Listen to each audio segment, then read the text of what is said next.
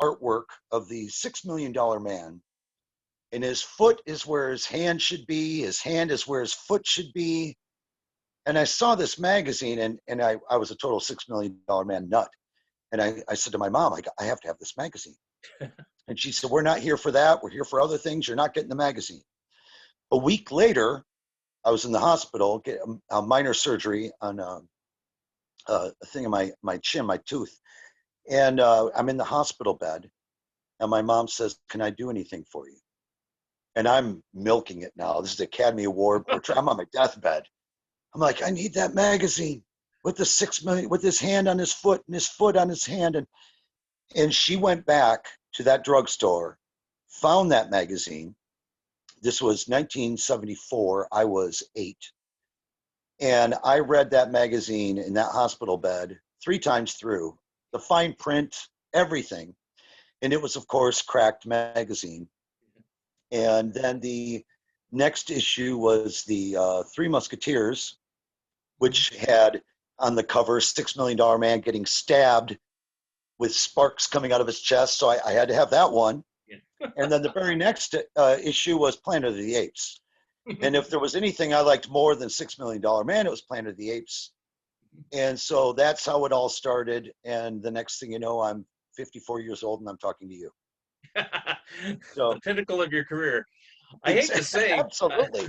I hate to say, the very first beginning of the thing, I didn't have the thing recording correctly. At least I figured it out 2 minutes into it. So let me introduce you again.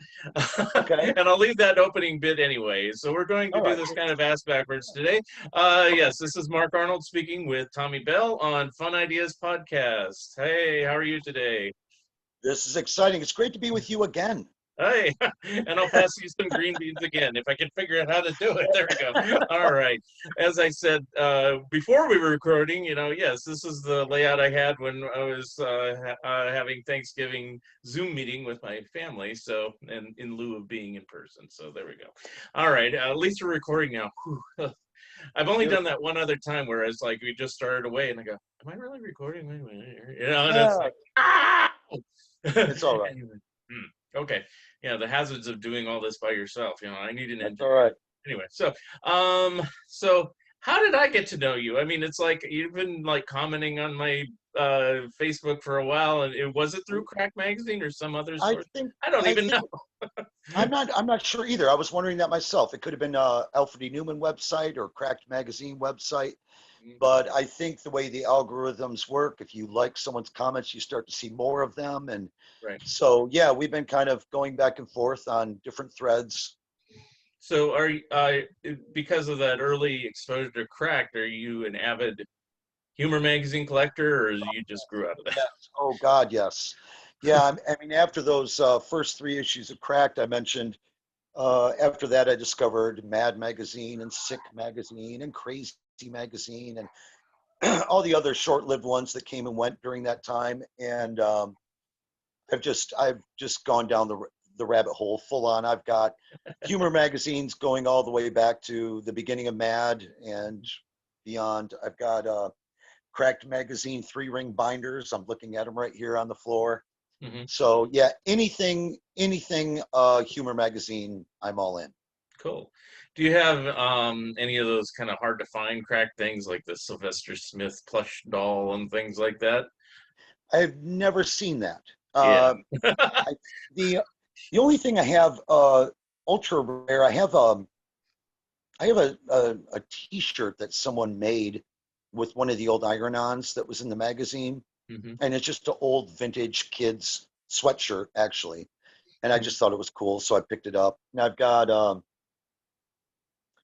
I understand there's a Cracked Frisbee, very elusive, hard to find item. I've never had one of those. But I actually have that. Wow. I can tell you how I got it, though. It's like, it's kind of funny. When I started reading, I don't know if you were this way, but I never was very aggressive about sending away for things or filling out. Correct. Yeah, I never did that either. Contest things, and I think it's just because of my age, because I'm roughly like a year younger than you or less, and so it was unlike now with email where you could just and send it off to anybody. It's like it was a big ordeal can I have an 8-cent stamp or a 10-cent stamp to send a letter to Mad Magazine because they're offering this?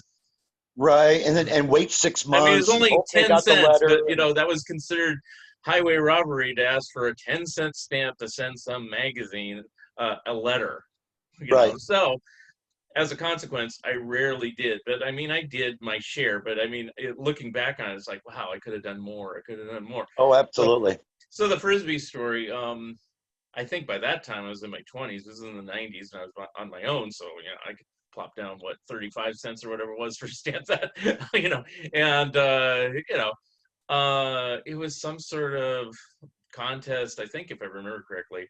Um, name so tell us what Sylvester Smith's middle initial P stands for.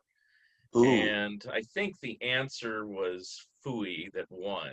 I don't remember what I put, if I can, but I somehow came in second place and got a Frisbee in the mail one day. I was like, whoa, oh, that's nice, But even then, I wasn't really aggressive about getting. That's why I asked about the plush doll, because I remember them being advertised, and I thought, oh, I should order one of these, and then I never What did. years would that have been? The plush doll. Late 80s. Okay, I think I might have been out by then. Okay. There's a gap in my collecting. Oh, okay. I kind of stopped around early mid '80s and kind of got back into it later. Okay. So Because the issues from around 1985 to 1990 were edited by Mort Todd, who I've had on the podcast before. correct. And You guys did a book together, or what? Sir? did you guys do like the art of Jack Davis and John Severin? Did you do those books? Yeah. And then on my 2 crack books, he designed the covers. I hire him to do different things. He's designed the logo for this show. He Nice. revamped my website. So, and I That's pay him great. a couple bucks and a pat on the back, and, then we carry on. I need to get him to do something else, and I can't remember what it is off the top of my head. But more, if you're Well, watching, I'll talk to you soon. Anyway. you need to get him to clear that dinner table after this podcast. I know. Oh, he probably will. Actually, let me clear it right now. Watch this. I better not do this. Let's see if I do this. See, this is more appropriate for today. Oh wow! Look at that. There we go. That's amazing. That's what I usually have in the background, and I just switched to the other. So I figure actually talking about Cracked, and I had the Cracked background. So there we go. Beautiful. But yeah, actually, this is a good thing to show. Yeah, this is what Mort Todd did. I just told him. I said, design me a cover. I got this Sylvester artwork from a friend of mine. I can say his name now. His name's Jerry Boyd, and he got this commission. It turned out it was like the last commission for Sylvester. I think he might have drawn Sylvester one more time. That's not a Severin piece? It is a Severin piece, but what I'm saying okay. is it's a commission that was from Severin, but it was done post the magazine. So I believe it's okay. it's certainly the very last real commission, because there's one other Sylvester picture that Severin hastily did, and I don't know if he did it before or after this, but I still consider this the final one, because most people, when they wanted commissions from John, they got Incredible Hulk, or they got some, Two-Fisted Tales or something that was not this anyway. So, but yeah, Mort Todd took that, he colorized it. It's a black and white drawing, and then he put all the covers back here. So that's how that. Nice. Well done. Good job, Mort. But he was also instrumental during the late 80s to start putting in like T-shirts and stuff that hadn't been in the magazine for quite some time. Yeah, there's a few earlier on. Right. And I did get one of those T-shirts, but yeah, it's like for some reason the Sylvester plush doll didn't sell very well, and it's like I never see one for sale. Oh, that's a shock. Well, I'm wondering, it was at this mid to late '80s phase, was Cracked in Madeira Beach, Florida? Where was their offices at that time? It was in New York at that time. Oh, okay. Yeah, because it's had this history of going New York, Florida, New York, Florida. So right, it was New York from the beginnings, and then Bob Sproul, the original publisher, said, I don't have to live in New York and do this. And I think there might have been a medical reason. I've talked to his son before. And so he just decided, I'll just move to Florida. And so he edited the magazine from down there, and then everybody submitted everything to like a P.O. box type deal. Okay, and right. the actual address printed was really the loading dock of where the magazines were dropped off. So Right, I right, think the address back then was like on Park Avenue. If you went there, there was nothing. Of course, right, as kids, we didn't know that. We are like, "Oh, I wonder if there's cracked offices," and everybody's in there. It's like, right. Playing ping pong and laughing and having a good time. right. Right. And then when uh, Sproul decided to retire and sold off the magazine, and the next company bought it, which eventually became Globe and everything. They moved Right. it all back to New York, and they shared office space with a porn magazine for a while, and Of then a course. bridal magazine, and then eventually like the Globe itself and the National Enquirer and those type of things. And then flash forward to about 2000, then the company that owned it, I think it's American Media or Globe Media, I don't know, is they took it lock, stock, and barrel back to Florida again. And that's when all the people like Lou Silverstone and Andy Sims, they all bailed out because they didn't want to move to Right. Florida. So, Right. and so Dick Culp had it for a few years, and then there's a story after that, but that's essentially how it Well, I have went. a kind of interesting story about that. I play music among many things, like you said, and I was playing a gig down here in Treasure Island. This buddy of mine walks up and he says, "Hey, Tommy, I want to introduce you to my friend. This guy is Billy. Billy, this is Tommy." And we said hello, and then my friend says, "Hey, Billy, tell Tommy who your dad is." And Billy is like, "Oh, he's not gonna know." And I said, "What? Who is he?" And Billy wouldn't say a word. So my friend said, "This guy's dad invented Cracked Magazine." And I said, "What?" And Billy said, "See, I told you he wouldn't know." And I said, "Wait a minute, hold on. Cracked Magazine, great moments in history, Danny Dickering, Sagebrush. Come on, John Severin, Vic Martin, Orac, Rodriguez." See, I told you Uh, you didn't know yeah, yeah. it. And his Billy's eyes just lit up. And I said, "Your dad is Robert C. Sproul." And Billy just flipped his lid. And of course, we've been fast friends ever since. Okay. And then actually, before you were on my radar, he mentioned to me a while back that "Yeah, this guy's doing a history book about Cracked." And I was like, "Oh, that's pretty cool." And so anytime anything ever comes up about, like when crack.com or crack website came up, he was always talking about that. And Billy, of course, is just a wonderful guy. Yeah. I'm trying to get him on the show. Give him a little nudge, but he said he'd do it. He was always kind of hesitant for the book. He did give me some information, but he kind of regretted not doing a bigger interview for the book at the time. Right. Well, he's a very hesitant person. Yeah, yeah. He's been promising me a Frisbee for like 10 years now. So Well, it's kind of hard to get through to him, but well, that's interesting. You should get that Frisbee. I mean, he did send me, thank you, Billy. He did send me a binder. He sent me one of the cracked binders that oh, had nice. the movie, that cover. I forgot. It's like number 89 or I don't know the number, but it's like where all the old time movie stars are filing out of the movie theater. Right, Yeah, right. so that was the binder on both sides. And I go, "You want anything for this?" No, no, no. You just send it to me. And I go, "Okay." So Wonderful. Yeah.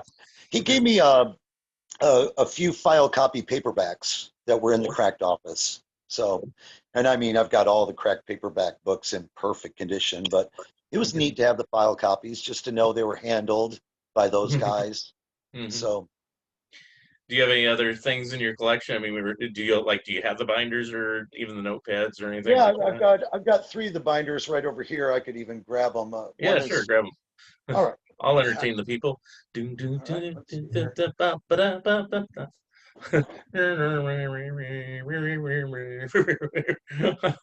All right, we got to see if we can get Mort Todd to make a background of these for me.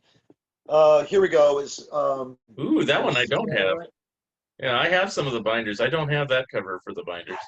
Yeah, But that's I only have like four different binders, I think.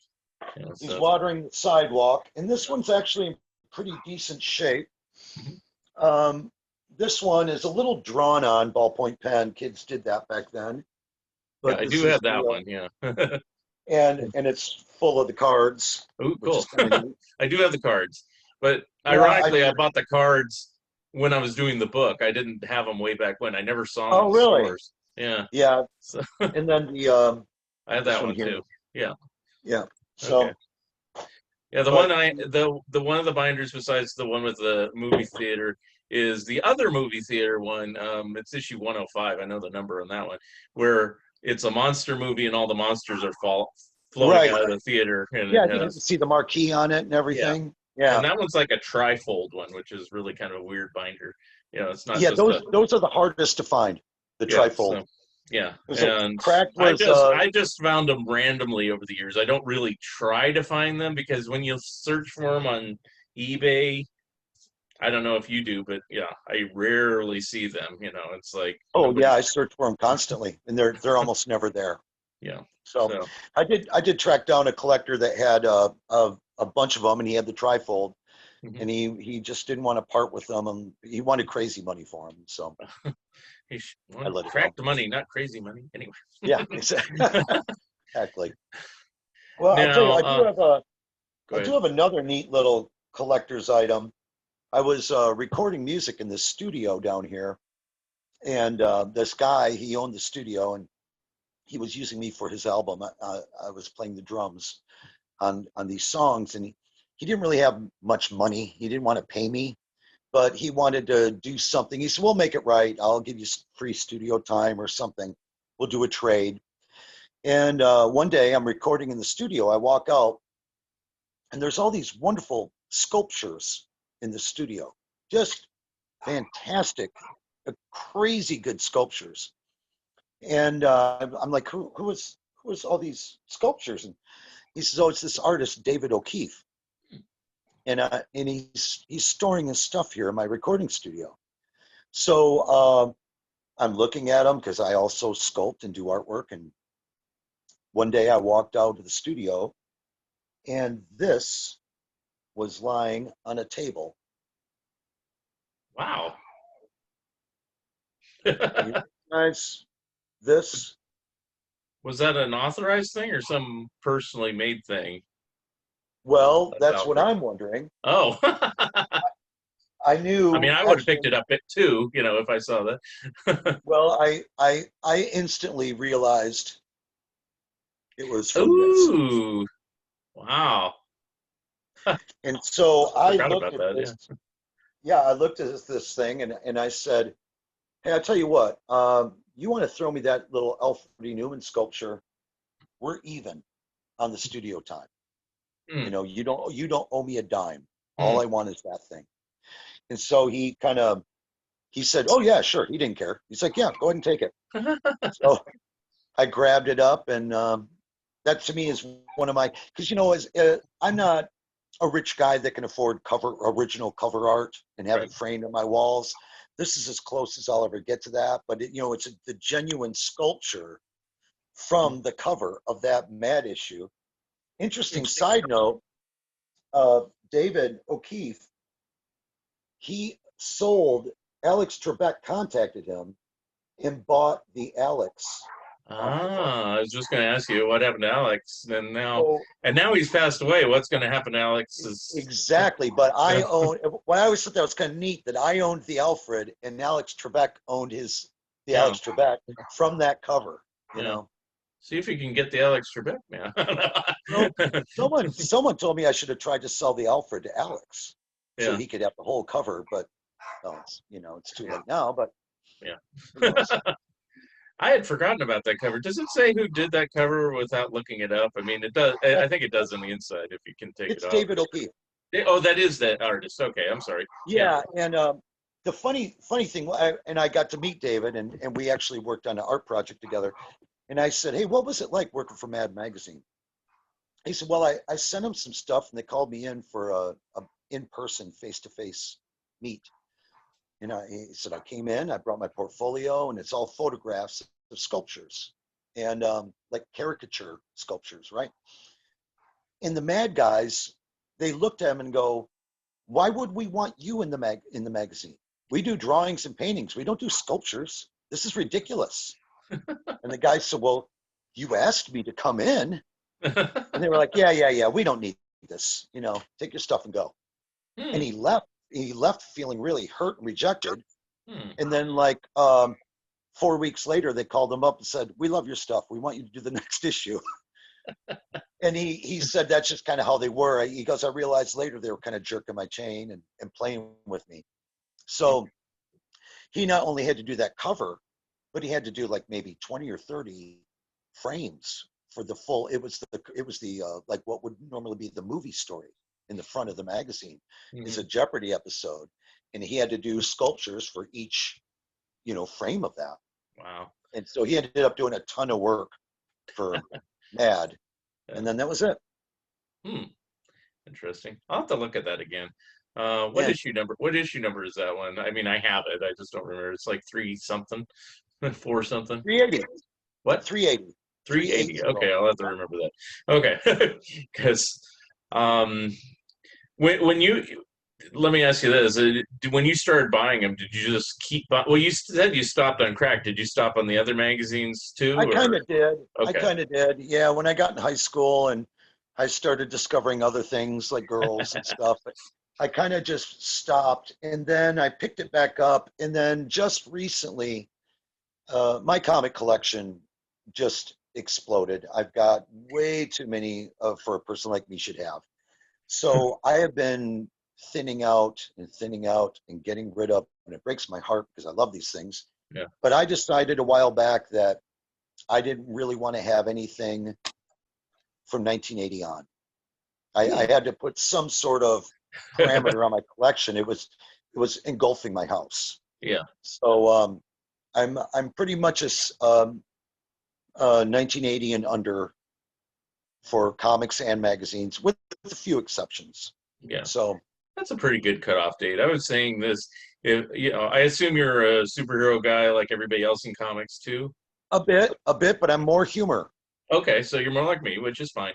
But I was saying, I don't know if you had any sort of epiphany, but I had one like maybe like in the last year or so, just because of all the different Marvel superhero movies and da da da, and everybody talks Hmm. about, oh, DC's doing this and Marvel's doing this, Hmm. and I'm just like, and I go, why don't I? And I tried to figure it out doing like little self-analysis. Why don't I like superheroes as much as everybody else? And so I tried to Right. look at, and then like I bought some old Marvels and DCs just because they're cheap at the thrift shop. They're like $1 a piece, and they're just random stuff from the '70s. And I'm looking at them, and I'm like, "This is great. I love this. I should get more of these." Blah blah blah. And I go, "Well, that's odd too," because, and then I figured it out.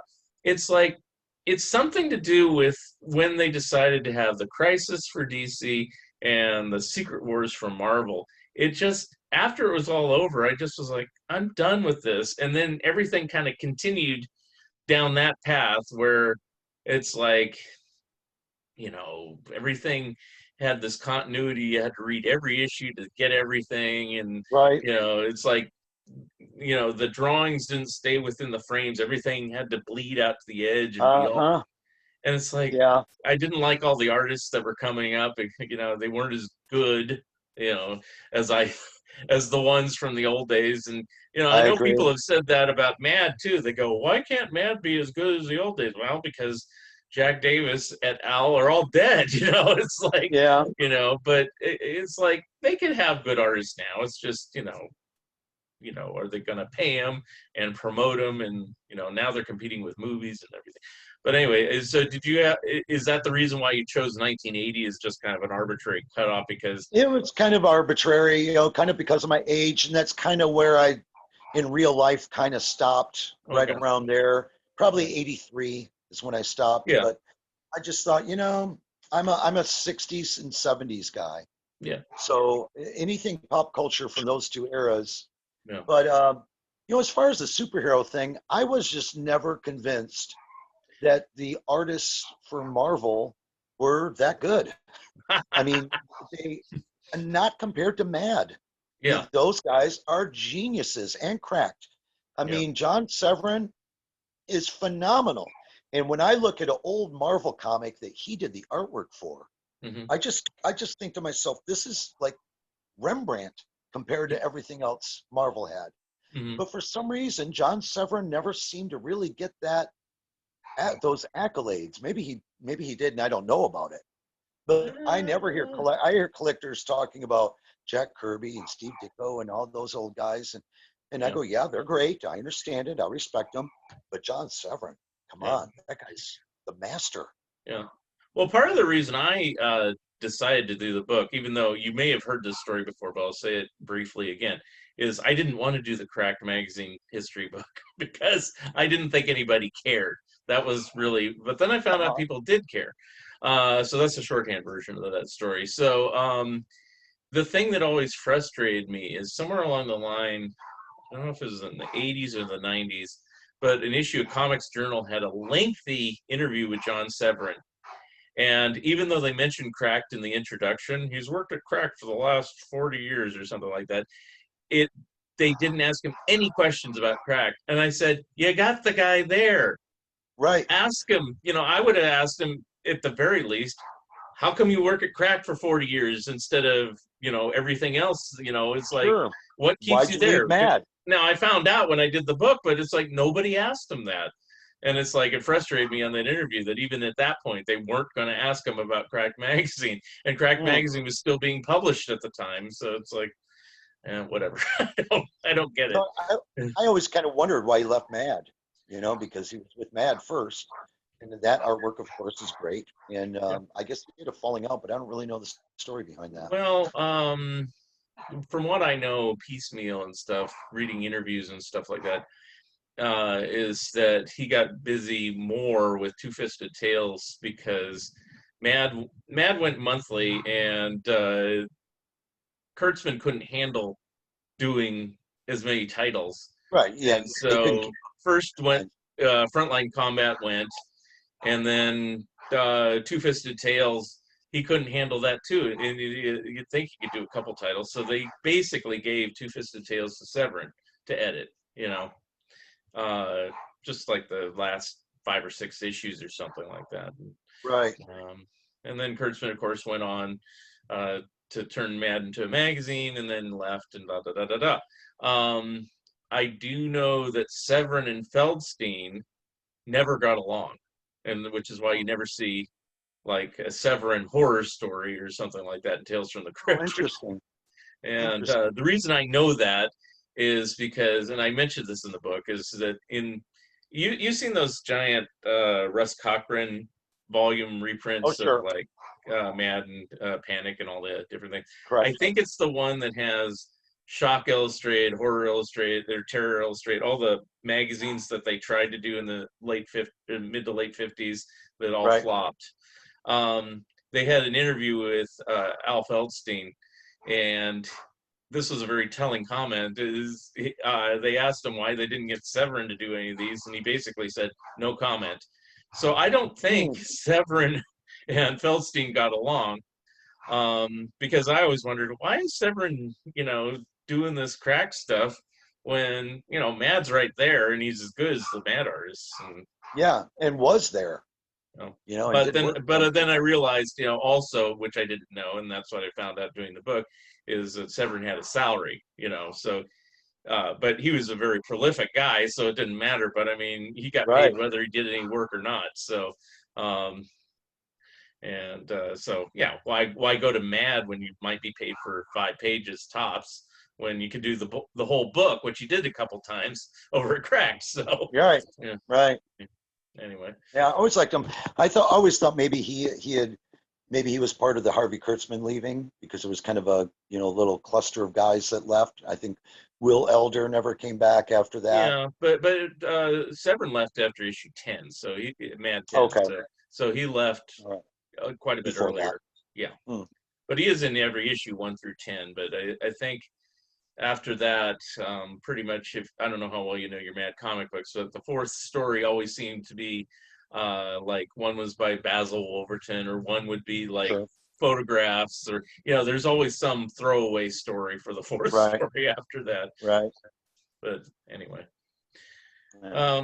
So you say you're a musician and everything else. Tell us about all your other vocations, since this is really a Well, focus on you. I do some stand-up comedy. I've been doing that for about 5 years, Okay. And that career is starting to take off. I'm getting more requests for that kind of work than I am playing music.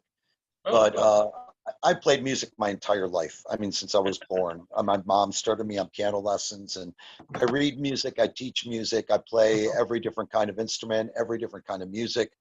I work in bands, I do a solo act, and I write songs. So during COVID, I've been concentrating a lot on writing and recording music. So I do a lot of that, and I write, and I draw. I got my art degree from the Ringling School of Art and Design, Mhm. and I do a lot of comic booking. And I know you might even have seen a few of these pages on Facebook Yeah, yeah. recently about my job at Amazon, which I have a part-time job Oh, there, and okay. so I've been comic booking about that job that Mhm. since I started there. So I like to just stay busy and do lots of different things. I should probably put you in touch with my friend Andrew Goldfarb, who now publishes, he's a musician as well, but he now publishes a couple times a year his own magazine called Freaky, Oh, which nice, I contribute to now. And he actually does pay. So, um, nice. I mean, you could probably contribute if he might take some of your artwork as is. I don't know. He's pretty flexible and stuff like that, depending on what it is. If it's funny and it's drawn well, yeah, he'll take it. Yeah, so Nice. Well, I wanted to mention one other thing. I got to get this in with you. sure. This is another kind of all paths lead to Mark Arnold story of my life. This, I don't know if you're aware of this recently. It was the Jay Ward Productions Rocky and Bullwinkle 60th anniversary. Yeah. Okay, so there was a post on Facebook, might have been yours. I don't know whose it was, but I grabbed it and shared it. I thought Rocky and Bullwinkle, who doesn't like that? 60 Mhm. years, it's kind of cool. Yeah. So I did a share of it, and then of course all my friends are commenting on it. Oh, I love this cartoon. Grew up with it as a kid, and this guy gets on the thread and says, "Mr. Wizard, take me away." Oh, And wrong studio. exactly, and I'm like, that doesn't feel right. I got like a knot in my stomach when I read it, and I was like, wait a minute. So I thought I'm pretty sure that's total television. So Yeah. but before I rip this guy a new one on Facebook, I better check myself, make sure I'm right. Mhm. So I looked it up, and sure enough, it's Tennessee Tuxedo. So I get back on the page, and I do know this guy, and I said, listen, it's a pretty honest mistake.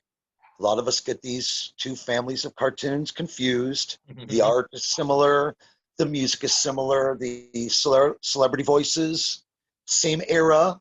Mhm. I said, but you need to get this straight. This is Yeah. Tennessee Tuxedo. This behavior is no longer acceptable on my thread. And and he said, "Oh my gosh, I always thought it was one." And Yeah. so I remembered thinking, when I went to Wikipedia, Tudor Turtle, Yeah. um, you would think that they would just lay it all out. Here's the pyramid of the family. It's Underdog, Tennessee Tuxedo, and this is all the side characters. They don't. No. And I thought to myself, if only there was a source material for total television. Why doesn't someone make this book? And then yesterday, in preparation for this, I got on your site and I went through and I saw your book review of it, and I was like, there we go, total television history. I need that book. Yes. Well, So there's going to be two books soon, but yeah, the story on that one. I mean, uh, well, I say this part of the story. I don't know if you know this. Are you a Harvey Comics fan? That's my big well, first. I knew about that book. Is that your main passion? Well, originally, yeah, and then I said Okay. I can't just do Harvey my whole life because I have other interests and stuff like that. I want to write about other things, and so when the book, I can do Harvey. I am yeah, from Harvey. and I don't mind talking about it now. It's just that when you're a writer and it's like I don't want to be pigeonholed as the Harvey guy. Like there's this other guy. I don't know if you know who Rick Goldschmidt is. He's been on the Uh, podcast. uh, He loves everything Rankin Bass. The Rudolph and the Frosty and the da da da, and he loves it. He's like totally into that completely, and it's like I wouldn't mind doing that, but I can't say so narrow focus just one studio's output. So, you know, Right. so, that, and also, people would write books. Like, I don't know if you ever saw the book about Rocky and Bullwinkle, The Moose That Roared by Keith Scott. No, no, I am. Okay, I recommend that. Anyway, he wrote the book, and this is what got me started thinking more about Total Television. I knew pretty early on it was a separate studio, but I didn't know much beyond that. Uh, Correct. but That's but where I am. yeah, and but he wrote this fantastic book that's a good companion piece to my book about Rocky and Bullwinkle, and he basically dismissed the Total Television stuff. It's like, oh, that stuff isn't very good. It's not well written. Blah blah Oh, blah. And I no, go, no, no, no, no. what? No, no, And no. and I go, and Keith Scott's a friend of mine now, and it's like, uh, I can get it because it's not as subversive, maybe it's not as maybe cerebral, but it's a different type of thing. It's like apples and oranges. I mean, they It do is. It is. share It's the same fantastic. animation studio. They did share the same publicity and the same marketing team, and the serial company General Mills is the backer for both series and stuff like that. But Total Television was in New York. Jay Ward was in Hollywood. It's like, and they Okay. barely crossed paths. They had their own separate staffs of animators. I think one animator might have crossed over at one point, Okay. but they had their own voice talent. It's like one team had June Foray and Paul Frees and da ba da ba da. The other one had Don Right. Adams and Larry Storch and da ba da ba da. Kenny Delmar and Right. stuff like that. So And Underdog, who's that? Who is that actor? Wally Cox, yeah, Wally Cox. Yeah, yeah, yeah. fantastic. So Another I good mean, voice. and these were all originally New York actors. I mean, eventually they made their way to Hollywood and they were doing sitcoms and stuff. But Right. the original thing is they're all New York actors. Wally Cox did a show called Mr. Peepers in the '50s, and that was live in New York. Oh, wow. Later on, when he's doing like Hollywood Squares, that was in Hollywood. But Right. so. But In- anyway, so I was saying, whatever happened to these guys? And then the trouble began because when you watch Rocky and Bullwinkle, it has a whole list of credits and it says who does what, and you can look up people. On right. Jay Ward, other than the voice, I mean, excuse me, on Total Television, other than the voices, it doesn't say who animated it. It didn't say who produced it or directed I or never wrote it thought or about that. anything. Yeah. And I'm like, ah. Yeah. Interesting. I never thought about that. And then fortunately, somewhere along the line, there's this old magazine about animation called Animato, and they did an issue with Joe Harris, and he said that he used to draw the characters and design them. And I go, at last, the little like entry, I can figure out something. And Right. I knew he wasn't the only guy, but I'm sure he knew the rest of them. And then slowly over time, I got to figure out the rest of them and eventually talk to all of them and everything. And so the Nice. book has it all. Unfortunately, at this point, they've all passed because they were all in their 80s when I interviewed them. But they did, at the time I interviewed them, they were all very with it and everything like that. So they had great memories and stuff. So that's all in the book. So, Nice. Excellent. Well, like I said, definitely need to copy that. And and speaking then, of Rankin Bass, there's a yeah. little another classic book right there. And Ooh, that has a Mad connection besides just the title Mad, right? I did not. Okay. What's what? What? Uh, Harvey Kurtzman wrote the script, Oh, and okay. Jack Davis designed the characters. So, you Oh, know, nice. so, Excellent. so Interesting. so it has connections that way, which I don't know if this is the reason why they called it Mad Monster Party. I mean, Rick Goldschmidt would know that for sure, but I'm Right. sure it was in their thinking, because I got, hey, it's the Mad Guys. So, I remember when I was a kid recognizing Paul Coker Jr. had done the artwork in Frosty, and then yeah. also one of the claymation movies Yeah, too. Coker did a lot of the designs. Jack Davis did designs for a few things. Like, do you remember the Jackson 5 cartoon show? Oh, Jack, sure. yeah, Jack Davis did the designs for them. So Oh, if okay. you ever watch that again, it is on DVD. It has a kind of Jack Davis look, because I mean Jack Davis has a little more sketchy kind of look. Right. They had to kind of It's a clean it little up for loose. Yeah. TV, but you know, it has this kind of style with it, so I get it, you know. Yeah. So, Who's your favorite artist from all of this era we're talking about? Mad, Cracked, Golden Age to modern. Who's your number hmm. one? Well, I mean, I I guess I should say for Harvey, it's probably Warren Kramer, because I'm doing a book about him. Uh, Okay. and these books are my Warren Kramer book, and I have another TTV book coming out called TTV Scrapbook. They are done, but they're not published yet, because I had to switch publishers, a long drawn out story. But now they're going to come out, and they're going to be giant picture books in color and everything. Oh, nice. Kramer was the main artist behind Casper and Richie Rich, and that's why I love Okay. him. But I can't say he's my favorite artist of all time, although I usually try to fit it in into the panel, just because most people go, who? You know, Yeah. because it's easy to say, oh, I love Don Martin, because everybody loves Don Martin if they know Mad and everything like that. Sure. And he's probably one of my favorites. Elder's stuff is really good. Davis's stuff is really good. Yeah. Sergio's stuff's really good. Jaffe's stuff's really good. It's really hard, but those are probably the top ones for me in Mad. So Yeah. I like all of those too. I think Will Elder is my all-time favorite.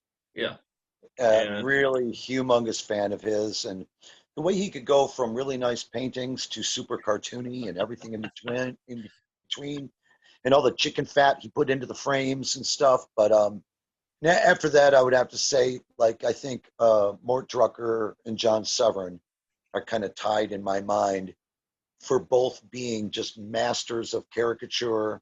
mhm, And also, those were guys that could go from pretty realistic to goofy, silly, loose. yeah, You know, if you look at the background characters, a lot of Mort Drucker's panels, they're quite silly and oh goofy. yeah, And yeah, same thing with John Severin. I mean, I love the way he could be so simple and silly with something like Sagebrush, mhm, but then bang out a cover that looked with just a gorgeous painting on it. You know, it was just amazing how diverse those guys were. yeah, and yeah, he could do really straight things. It is kind of funny, you know. I mentioned it earlier why Severin didn't do horror, and then Mort Todd did do a brief horror magazine in the Cracked era called Monsters Attack, which he's reprinted Okay. recently himself, so you can probably get that through him. But if you're interested, but you know, it's like Mort asked him, "Why don't you do the horror thing?" And besides the disconnect between him and Feldstein, uh, Severin can draw ultra realistic, whereas if you're reading like one of the Tales from the Crypt, I mean, you might kind of like get grossed out just because it's a little bit graphic or gory. You're not going to get actually sick, you know, because Right. it's drawn so realistically with all the veins and everything like that in Yeah. such three-dimensional detail. But you know, that's Severin for you. So, you know, Yeah. he was just a master artist. And Yeah, he sure was. he's definitely my favorite at Cracked. He was, you know, the reason why I kept buying it, even when you know, there are years I hated Cracked. I said, Star Wars again, you know, it's like Mork and Mindy again, you know, you know, different strokes again, you know, and it's like I didn't like the constant repetition, but I kept buying it because I go, well, I like John Severin, and they'd lure me back if I stopped for a few months. Cracked, I did stop every so often, and then they'd put something like free postcards or something and lure me back with their little promos and stuff like that, and it's like, Well, to me, the repetition worked for two things. You know, the $6 Million Man, he made it on a lot of covers, yeah, and so did Planet of the Apes. yeah, And those were my two favorite franchises as a kid. yeah, So that cemented me being a Cracked guy. But you know, and what we didn't know at that time was there was a storm brewing on the horizon that was Star Wars. yeah, And by the time that hit, every humor magazine is Star Wars, Star Wars, Star Wars, which was fine with me as you know as a kid. yeah. And that really just cemented me in. But I could have done without quite so much Mork and Mindy on the cover of Yeah. Cracked, you know, and I mean, different strokes. Those I are mean, I will say he did do an excellent Robin Williams caricature and an excellent Gary Coleman caricature. oh So yeah, I mean, at least he could draw them. I mean, absolutely. occasional. It was kind of weird on Severin. Like I don't know the actress's name, but there used to be like this old lady on Mork and Mindy, and for some reason Severin never figured out how to draw her. Well, And it's a funny thing. Both Severin and Drucker, when they nailed the character, no one did it better. right, But they both have misses. yeah, They both had now and then. There was like, God, they can't get that face. But I think part of that is just due to deadlines. yeah. They, And they then got there's to get that like story done. Davis was even worse on that score. Sometimes Oh he'd yeah, be spot on, and then like there's this one issue of Sick magazine for the '60s has the Beatles on it, and we've all kind of chalked it up that he may not have had a good photo reference to work with, just to give him the benefit of the doubt. But I mean, if you look at like one of the Beatles looks like one of the Bee Gees, back in the right. like Robin Gibb, and one of them looks like Yeah. Herman's Hermits, and it might be he just had some random pop music artist photos and just drew them in and just got it done. Well, I think part of Jack Davis's magic was that it wasn't that controlled. Yeah, So I don't think he could always rein it in when he needed to. yeah, But that was also part of his magic. It's a little loose, a little sloppy, a little zany, but that was what was great. It had energy to it. yeah, Whereas Severin looked like the kind of guy that he probably took 3 or 4 different cracks at getting, Ringo drawn right before yeah, he was going to put it on the cover. yeah. In fact, they did a good Beatles story. It's like what was it? The I forgot what it was. It's like the Beatles in the '90s or something. It was some article like that that George Glatter Okay. wrote it, and it was supposed to be predicting the future. Unfortunately, it was a little bit too close about Lennon. That he was attacked by rabid fans, and his whereabouts are now unknown. That was what they Wow. actually said. Interesting. So, and I talked to Glatter about the time, and he goes, "Yeah, I'm kind of embarrassed that I actually was kind of close to what actually happened, that it was Right. killed by a fan, but going, but what was I going to say about it is that Severin, yeah, his caricatures were spot on, they looked like Lennon and McCartney and Ringo and Yeah, everything. he got likenesses like you ever notice so many artists have trouble with Star Trek. Yeah, No one can draw Captain Kirk really, but Severin got him. yeah, And there are certain characters. Mark Hamill is a tough one to draw yeah, because when you're doing a Star Wars, there's Harrison Ford. He's got these dark eyebrows. He's got this hmm, protruding lip and a scar, and he's got a yeah, nose on him. And Princess Leia has the hair, and everyone's got some sort of characteristic. And there's Luke, yeah. which is basically a Ken doll in a bathrobe, and trying to Especially in the get that. first movie, yeah, because by Yeah, the yeah, second movie, his face got a little bit beat up. So, right, right. But getting that likeness is hard. I liked. You wouldn't happen to remember off the top of your head who the artist was that did the Star Wars and Mad. I almost want to say it was oh, I know, yeah, is Harry North, yeah, Harry is a North. That's what British I was going to say. is a He did the British artist, yeah, fantastic Mark Hamill. yeah. He really got that likeness good. I Hmm. remember opening that up and being impressed. And that might have been the reason they gave him that assignment, instead of Drucker. You'd think Drucker would have done the original Star Wars parody, but maybe Drucker was having a little bit of a time with it, and they said, "Can you get somebody else to do this one, like Torres or something?" And maybe Yeah, baby.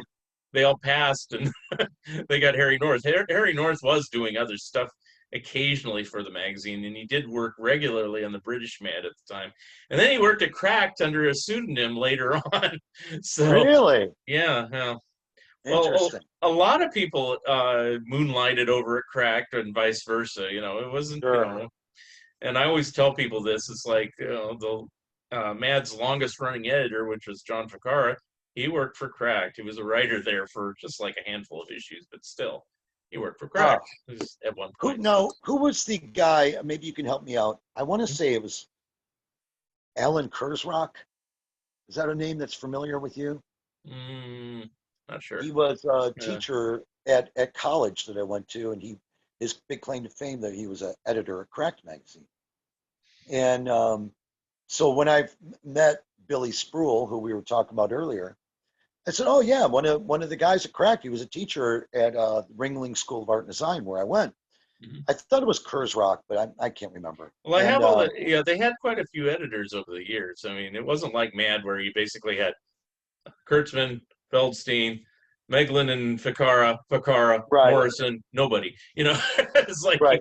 Yeah, yeah, they did a I lot of mean, like temporary part-time people yeah, bouncing in and out of that chair, and yeah. And Sproul himself even edited for a while, and then, that's right. Billy did for a while, and Yeah. some people like Paul Lakin was editor twice. He was a writer too, and things like that. So, And um, Billy was in one of the photo pages. It was on the back cover or inside back cover. Become a cracked reporter. yeah, Do yeah, you remember that? yeah. And that was And a picture of Billy. and And I found they that. ran that ad for a number of years, and it's like, Okay, you know, right. you know, So I found an issue that had that picture, and I brought it into the club I was playing music at one night. yeah. And he came walking in, and I held the magazine up over the drum set. He's like, "Yeah, that's me." Yeah. Yeah. And if you go on T-Rific, I mean, this is it's not an authentic one, but I mean, if you want the T-shirt, somebody did a mock-up replication of that Cracked Reporter T-shirt, so you could Oh, actually get okay. one. I actually got one that has the real "If You're Cracked, You're Happy" logo, rather than Right, making the iron-on that's in the issue where you have to fiddle with right. that. So I mean, I do have that now. I didn't at the time I was doing the book, but I mean, so if you look around on T-Rific or on Redbubble's the other one, they Okay. can kind of get away with this stuff. So, are these authorized? Probably not. But I mean, it's like, Yeah, that's all you right.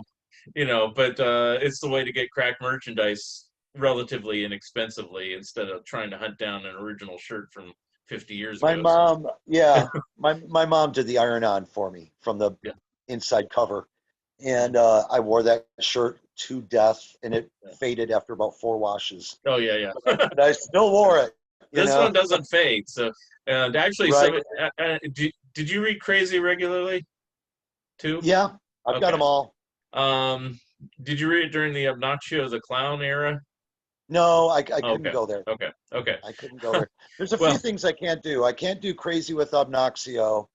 I can't do Lee Majors with a mustache, and and just a few other areas I can't go to. you But didn't like the bionic mustache. Okay. But anyway, the reason why I asked is because in one issue of Crazy, they had these two, at the time, pretty cute girls. They're probably late teen, early 20s, and they're wearing Obnoxio the Clown t-shirts.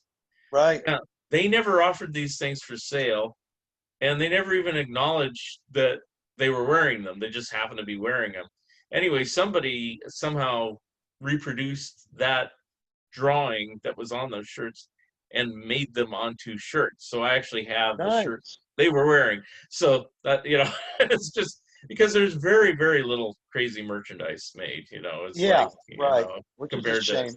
the other magazines. I mean, even Sick had more merchandise. I mean, they had a few Yeah, paperbacks, they had a button and a record album and a couple singles and things like that. So, right. I've got the records from Sick, mhm. all the albums and the 45s. You know, the Cool. thing with Obnoxio is I had a pre-existing relationship with the Nebish. Yeah. You know, I couldn't make the transition to the I didn't clown. like Obnoxio either, but I love Crazy Mag. I actually like Crazy Magazine more than Cracked, which is part of the reason why Really? it's part of the reason why I stopped reading Cracked from time to time because I was buying, all of them, and it's kind of funny when people belly ache go, man, it's $6.99 now. It's like it's only one magazine. When I was a kid, yeah, they're all under $1, but you had That's right. Mad, you had Mad Special, you had the Crazy, you had the Crazy Annual. I mean, Cracked Annual, well, Crazy Annuals too. And there was Lampoon if you really wanted to go for it, and Sick if you could find it. And so you'd end up a monthly tab much more than $6.99. Absolutely. Yeah. You could go And so, broke just trying to collect cracked super specials. yeah, Super cracked, extra special cracked, yeah. biggest, greatest cracked. I mean, So there's just a ton of them. I never bought the specials unless on the rare occasion if they had like Star Wars game or something like that I go, ooh, Sure. that's kind of neat. But I mean, if it was just like, Millionaire game or something, that's kind of boring. Or, Right. put your name in the headline. I did that one last year. I don't need to do that one again.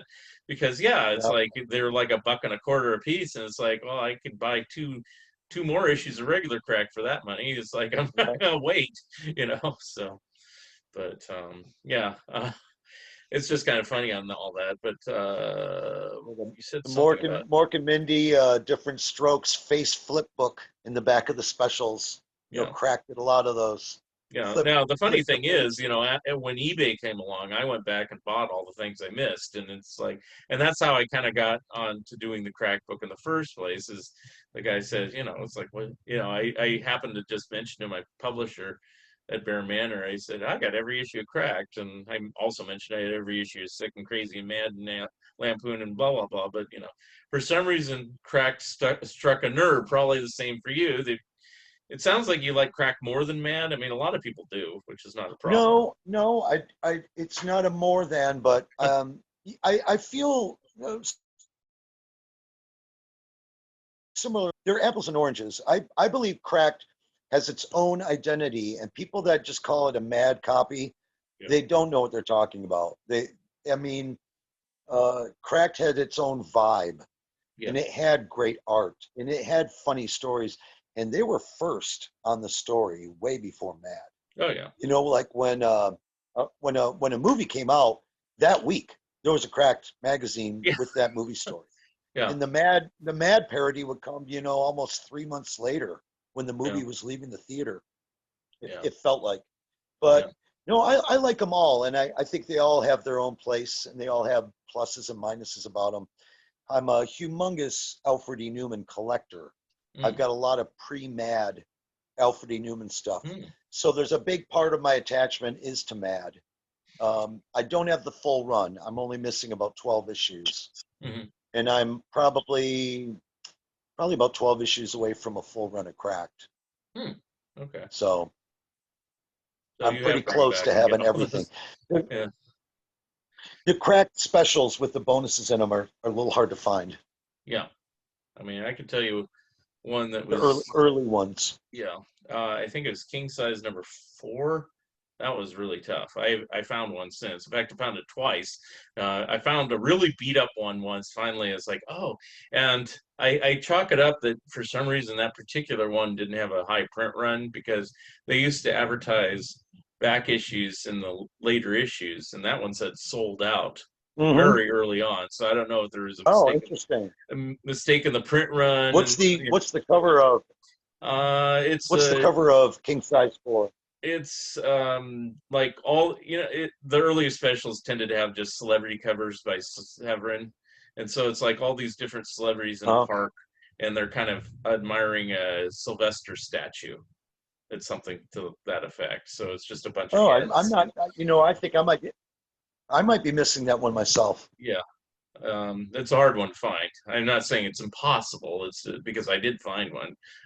I think the one that's impossible. Right. Here's one that I don't even have is, and I don't care if I don't have it because it's not really Cracked. Remember in the late 90s? Yes, you do. You got to have it. I mean the late What's O's, that? not the late 90s, late O's, late 2000s when they tried to bring it back, and they had 3 issues that had like Paris Tom Hilton Cruise photo undercover, cover. Tom Cruise. Yeah, it's like Yeah. they did a dummy sample issue in before they did those 3 that wasn't for sale, and it wasn't a full issue. I think it was like 12 pages or something like that. It was just a sample, but I don't have it. So if anybody does, it's not worth anything. Send it to me anyway.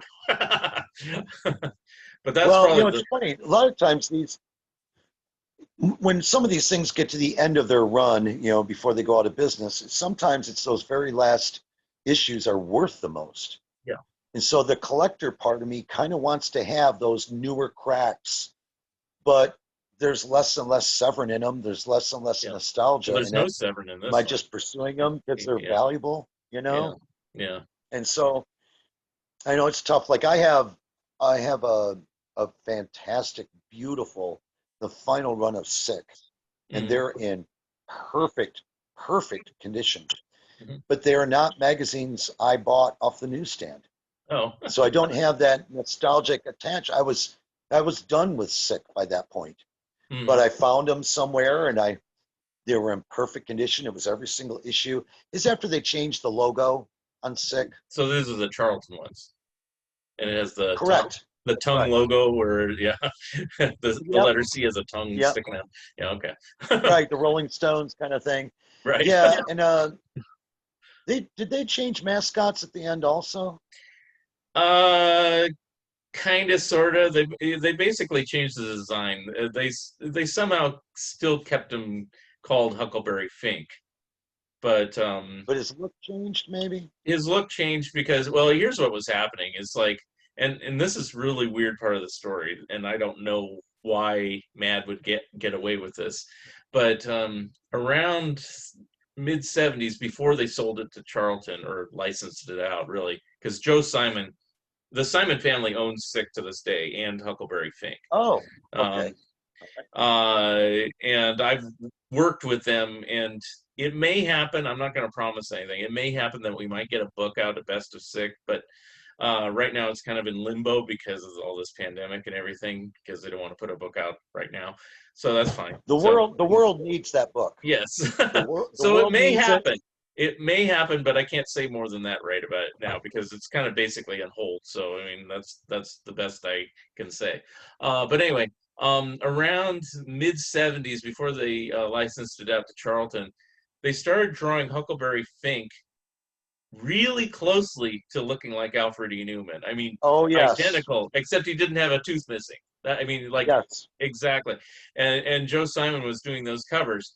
And then somehow Mad was doing like a cease and desist on it. And it's like, this is not a copyrighted character. I mean, it's like, the reason why Mad got to use it is because the person that was claiming copyright, they found an earlier instance of Alfred E. Newman prior to that. So I mean, it's like it's a public domain character. So I don't know how Mad can show any weight, but I mean, it is Mad, and it's, now backed I, by Warner Brothers and everything else. So I thought that they did slap a copyright on it when Norman Mingo did the first color yeah, interpretation of I it. guess, but I mean, it's like it's I get your point, though. yeah. I mean, it was more Todd that kind of made me kind of more aware of that, and it's like, yeah, you're right. How are they claiming a public domain characters there? But Well, anyway. Mad's case in court would be, hey, we stole that character.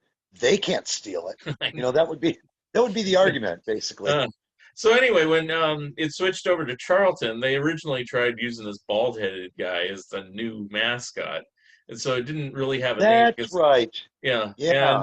he only lasted like 3 or 4 issues, and then they went back and went to Huckleberry Fink, but they drew him as a kid, and then they started drawing him with his back to the camera, so you didn't see his face; you just saw the big red hair.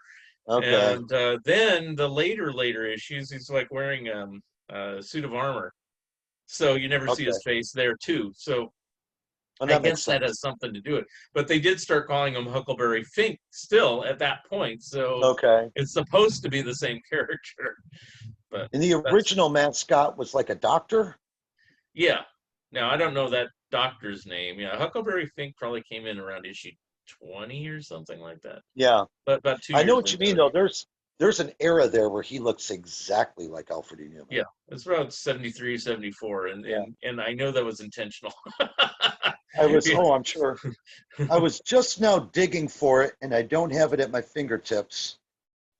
Boy, would I love to pull it out and show you right now. I have a Huckleberry Fink cloth patch, Ooh, and I think it had to have been a promotional send away.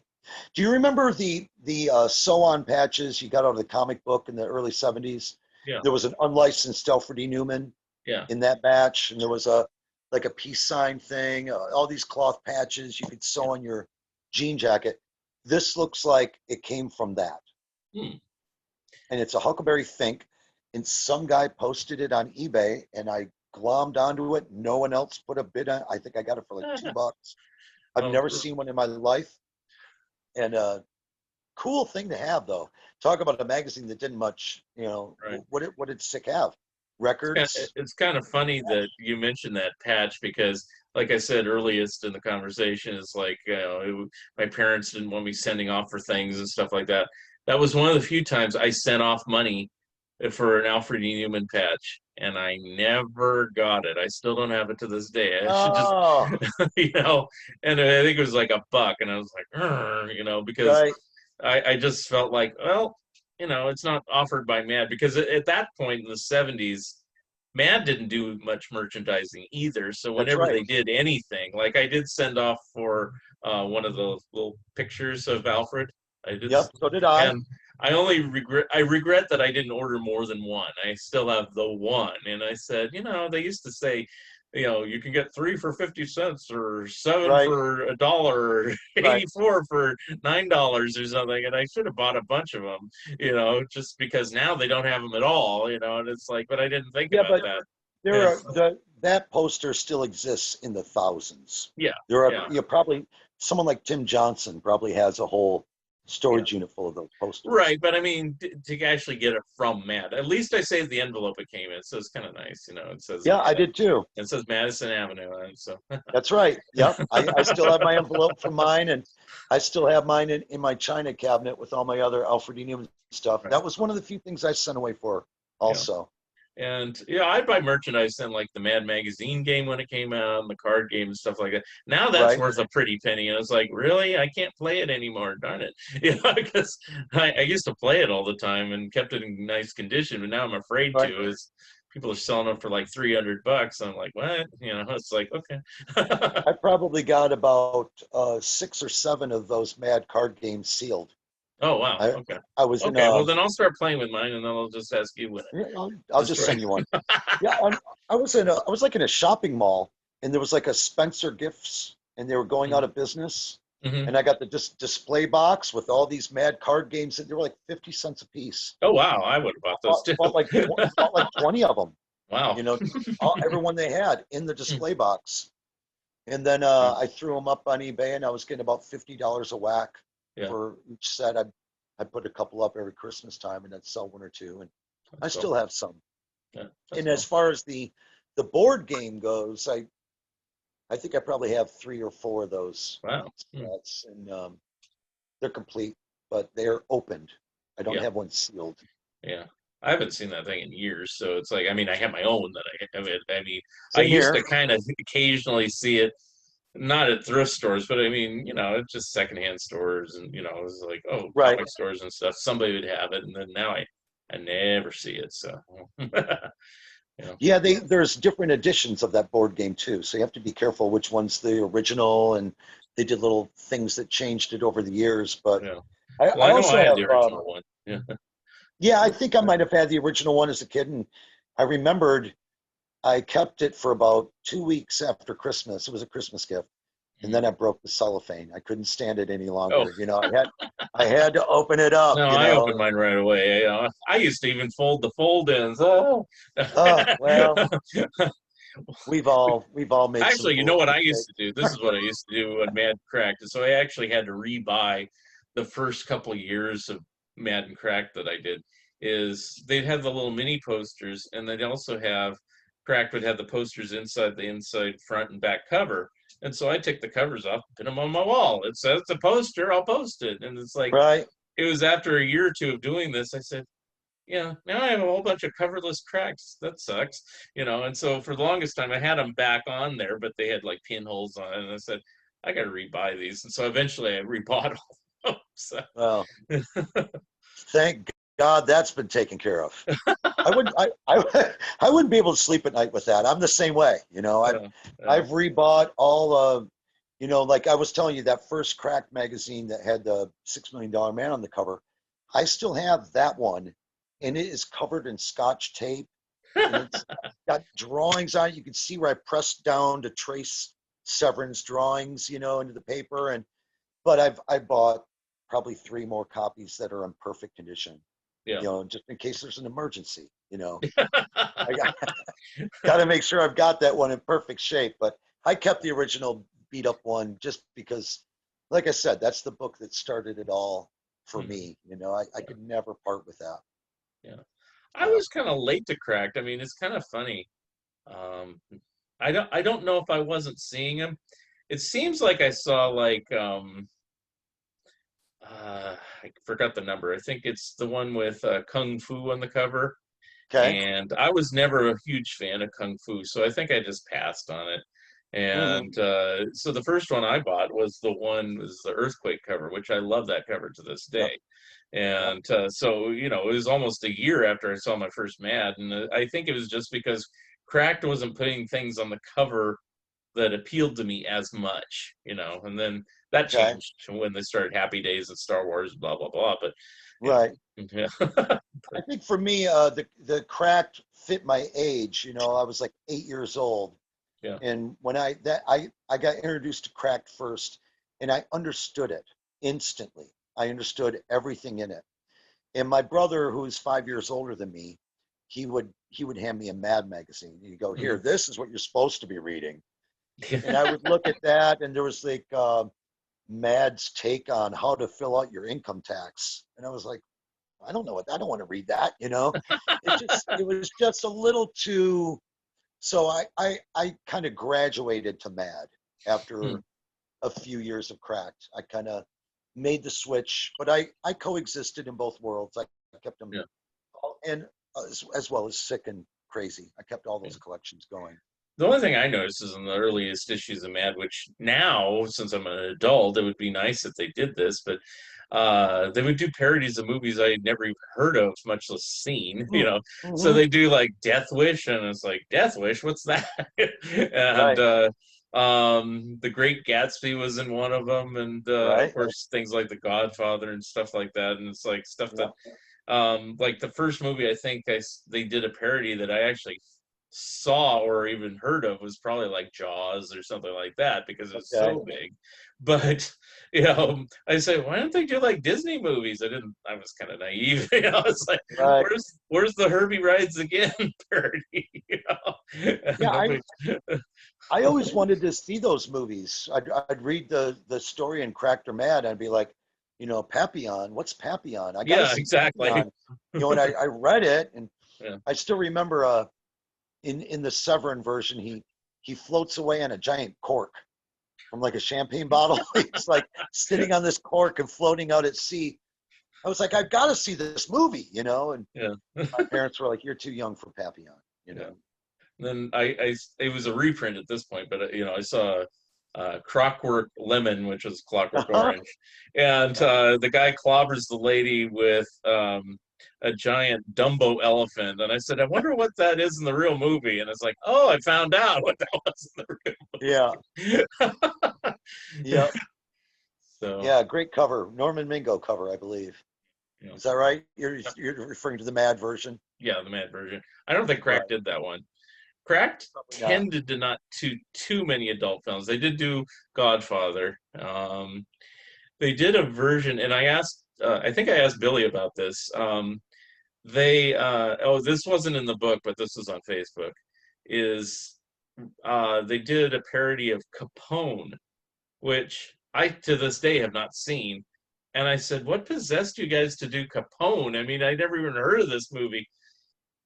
And Billy said, "Well, we kind of got the heads up that this would probably be the next Godfather, and my dad loved the Godfather movies, so Okay. that made the cover, and Right. it tanked, and that was the end of that. But it's Well, like, didn't Cracked also kind of have a thing for gangsters and mobsters? yeah, yeah, That was kind of and a that theme and on that was some of the because of covers. Sproul.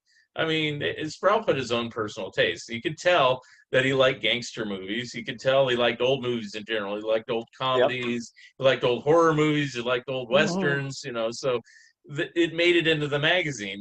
Which didn't necessarily into Mad as much. Mad was always seemingly to be the current thing. They didn't tend to do much looking back, at least in the '70s. That's what I thought.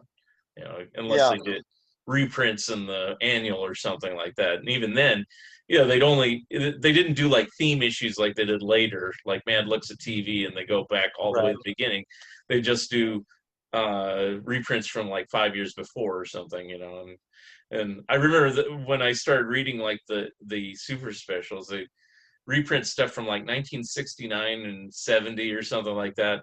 And I didn't know, I knew it was reprints, but I didn't think about it being from that time frame. And I go, why does so much talk about hippies and stuff? here. Right, It's the disco era or whatever. right, It's right, like, and then I realized, oh, they're reprinting stuff from then. I get right. You're it. reading about LSD in the 1980s. Because they'd Going, what is reprint this? everything. They wouldn't reprint just the classic funny stuff. They'd reprint all the Right. stories, even if it was like, they're making Lyndon B. Johnson jokes, and I'm like, who? I got some Mad jewelry. You ever get any of that from the No, 50s, 60s? Yeah, no. I've got some really nice. I got the cufflinks I've with the seen it before, and in fact, on this tie clip. podcast, I interviewed, and well, it's not up yet. It's the next one that's going to be up. But I interviewed Grant Geisman, who did this huge EC book, and he's done Collectively Mad. I don't know if you have that I've book. actually I've got two copies of it. I actually sold Grant a giant collection of first print Mad paperbacks through Okay, eBay. cool. So it's really interesting. He bought the books, and of course you don't know who's buying this stuff on eBay. Everyone's like Mobster 42 or my name's Surfin 39 or. But then when they buy it, you get their name and address, so you Right. can ship it to them. Yeah. And so I'm looking at it, and it says Grant Geisman. And what's funny about this is even though I had I had the book, two copies of Collectively Mad, I didn't recognize his name from that book. Oh, I recognized it from being Chuck Mangione's guitar player.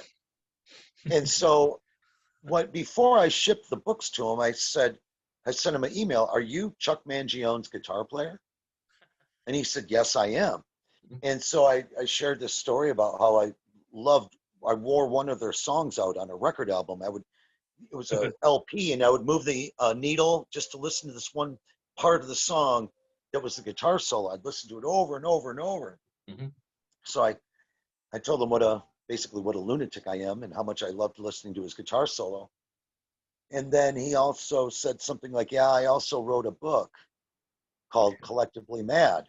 yeah. And I'm like, "Oh my God, I've got the book too," And so it's a really neat connection.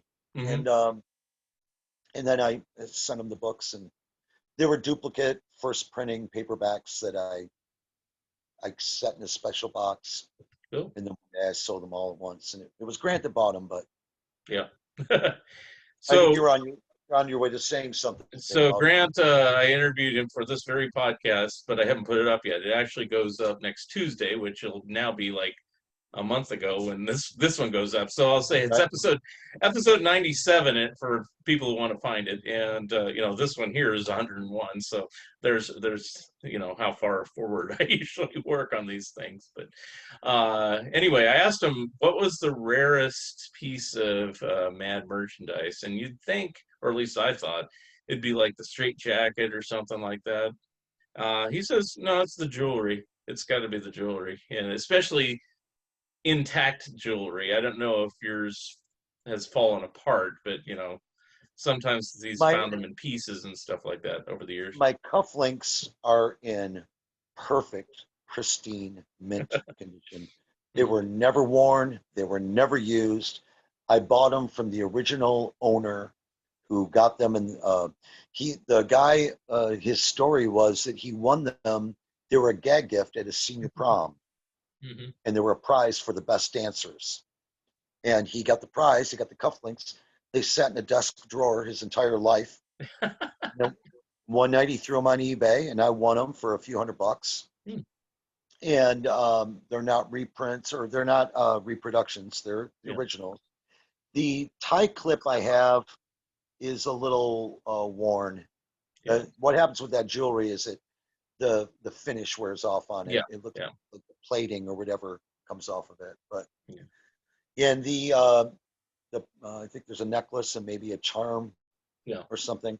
Those pieces are always broken or coming apart. Or Yeah. And then the most rare item, I think he said, and I knew this anyway because it says in Collectively Mad, is and it's by Wally Cox, since we were talking about him earlier, oh, is the gold bar cufflinks that say 14K and they're little gold. It's only okay, advertised in like one issue of Mad, like in 1956 or something. And it has some ridiculous price, like even then, like $300, which is an insane amount of money. I don't remember the amount. Wow. And according to Grant, the story was one guy ordered them, and Gaines felt bad for this guy spending so much for these things that he just ordered 2 sets, gave the guy his money back and the set that he ordered, and made a set for himself. So apparently there's 2 sets out there of the 14 karat Wow. gold bar cufflinks. That it was kind of a gag ad, but it's something that Wally Cox made up that, you know, I don't Oh, know very which issue it's cool. in. You have to look it up. It's one of the ones in the early years, like 56, 57, somewhere around there. It's easy to see because there's a big photograph of Wally Cox like adjusting him like this or Right. something like Yeah, I do remember the ad. I can picture it. that. I think there's a real early Mad T-shirt that's extremely Yeah, rare also. yeah. But I Although don't really do nowadays, again, like I said with the T-Rivik, somebody could probably easily put out a oh yeah. knockoff on that one and just Yeah, I think I redraw have it. seen that same one redone. I'm not much into the clothing, I I'm not just either, really. I don't mean, really I go do there. have a couple of cracked T-shirts because I came across them, but somewhere along the line, somebody was offering me one of the cracked T-shirts for a hideous amount of money, and I said, I'm not going to pay.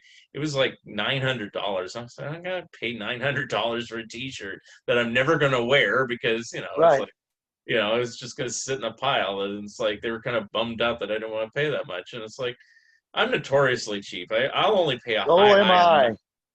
I will only pay a high amount, maybe if it's original art and it's something I really want. But even then, I'm like, yeah. Same here. I'm the same way. I just don't want to.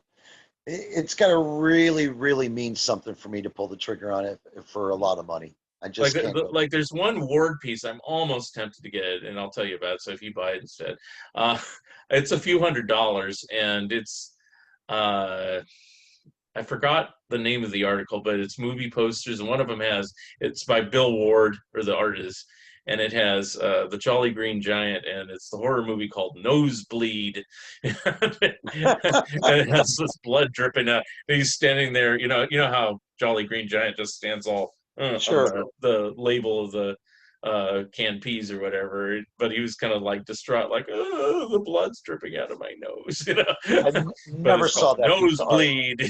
So I said that'd be kind of cool. It appeared in the mid 70s sometime, but I have the issue. I have the artwork. I don't know if I need the original, but it's kind of nice. And so I'm like, a few hundred, but like I And said, it's I'm so tough. cheap. Yeah, I do I have. saw Go ahead. I saw a Dave Berg original art that looked exactly like Bill Ward art. Hmm, It was extremely old, black and white, super sexy women.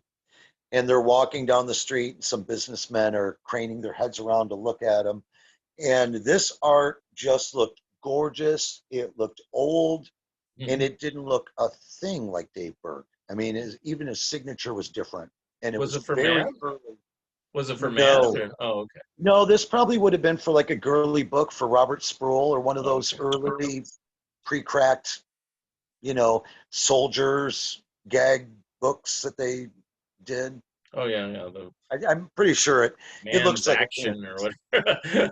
Yeah, yeah. Yeah. Okay. Yeah, it's kind of funny. I'll tell you the story about Dave Berg that Mort always said. So well, you may not know this since you didn't read it at the time, but Mort was successful at luring Don Martin away from Mad because they weren't paying him for reprints, and so they got Right, Don Martin for a time, and then slowly but surely, different people started coming over, like Lou Silverstone and right. a few others, and one one person that John uh, Ficarra? well, Fakara didn't try to go back to Cracked. No, it was like Oh, he he was didn't. from. No, he went the other way. He Oh, went too okay. mad, but it's like, but Mort was trying to lure, like Mort Drucker, for example, and Mort felt Right. loyalty to Gaines because he just had a triple bypass or something at the time, and so he stayed with Mad. But the one that apparently knocked on Mort's door was Dave Berg, and Mort said no. Now, I don't Really? know if that's a true story or not, but it's still funny that there's no respect for Dave Burke. No, that's a shame. Yeah, Dave Berg, he was a very, very one note kind of guy. You know, it was the lighter side of, and that's all you saw, that's all you got. Yeah. And he never really broke out of that. But Mhm. if you look at his early comic book work before Mad, it's all over the place. He could do all different styles. It Yeah. was actually quite good. Yeah. But I still I think some always of his felt that, stuff was funny though. And maybe not oh later yeah, on, like, but there's still some priceless stuff that I still can quote to people now that just stuck in my mind. Like, yeah, one of them was lighter side of fast food, and it shows this huge long line at a McDonald's, and this one guy says, the other guy says, um, "What are you gonna get to eat?" And the other guy says, "I don't know, I'm not even hungry." And he goes, "Well, why are you standing in this line?" He goes, "Well, by the time I get to the front, I will be right. hungry." So, I always think about that, when there's a long line at a fast food or something. But um, Yeah, so Bayberg had his moments, no doubt about it. And I always felt that, and I've never heard anyone else mention this, the cartoon King of the Hill. yeah. I always thought that artwork looked Yeah, I'm sure Mike Judge had a mad influence for that. I mean, he doesn't say it directly. Um, right off of ripped out of Dave Berg's. Say that last part again. I'm sorry, you kind of bounced out of the picture. Oh, I think you froze up. am I Yeah, so did freezing you. up? Oh, we're back. My internet connection is unstable. That's not right. Anyway, go ahead. It's all those cracked covers you tore off the magazine. Yeah, it's making me unstable. War, you know. But anyway, uh, but yeah, I've never heard. I like heard interviews with Mike Judge about King of the Hill, but he's never said a Mad influence. But I know he's read Mad magazine, so probably if it wasn't conscious, where I'm gonna make Hank Hill Roger Kaputnik or whatever, Right. there's probably an influence there. Just It as just an looks like it. everyman. Yeah, The you know. Yeah, the houses, the backgrounds, the yards, the clothing, the tiny hands that the men have.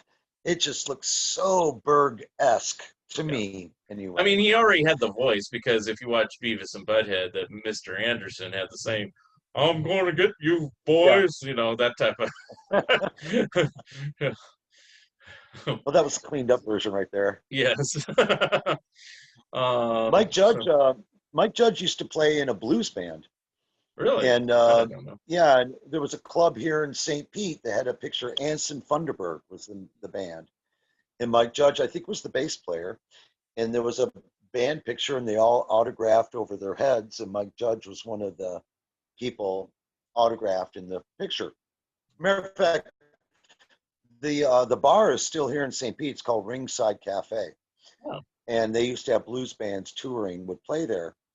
And the funniest thing is, Mike Judge looks like Butthead, and the lead singer Anson Funderburg looks just like Beavis. oh man. So you're looking at this band picture. It's very bizarre, but fascinating, cool. Hmm. So yeah, I'm sure there's influences that way, and he probably just doesn't want to let on. But yeah, I've heard a few interviews with him, so I know he has like the background, that we probably have. He just made it a big success. So, yeah. Yeah, I mean, it's just like Matt Groening with yeah, Simpsons and everything else. They all have a Mad influence. They all read all this stuff. Everybody did. So, um, now during yeah. all this COVID I'm still a time, Simpsons fan. during all this COVID time, I'm just curious. You said you're stand-up comedian and everything. Do you get to go out, or how do you do your stand-up during this time? Well, it's actually, you can still be pretty safe. You're the only one on stage. Okay. You don't have to really be near anyone, Okay. and you can kind of go in and do your set and leave. Okay. And I am here in Florida, Well, where there is social distancing sometimes, not always. yeah. But for me, I can stay distant. Okay. I can walk in, get on stage, tell the jokes, leave. Yeah. And if the audience is practicing social distance, well, if they are, they are. If they're not, they're not.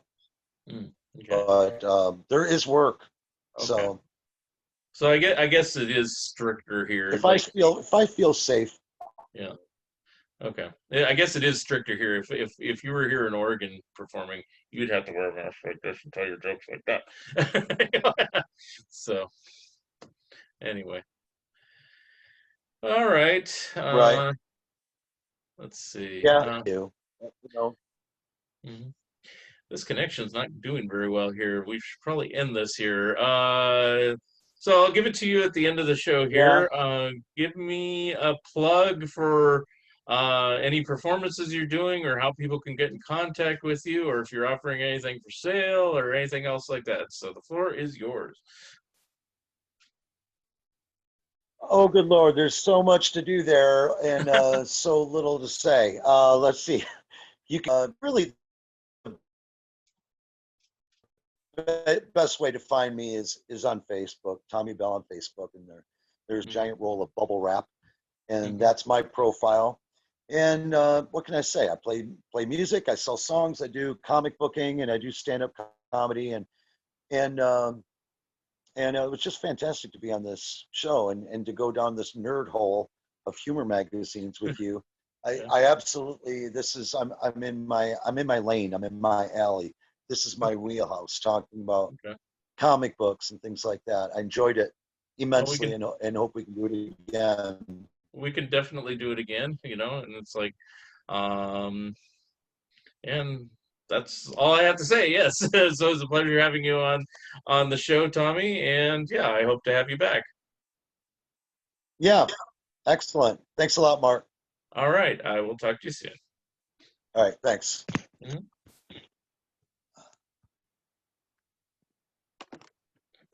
Oh.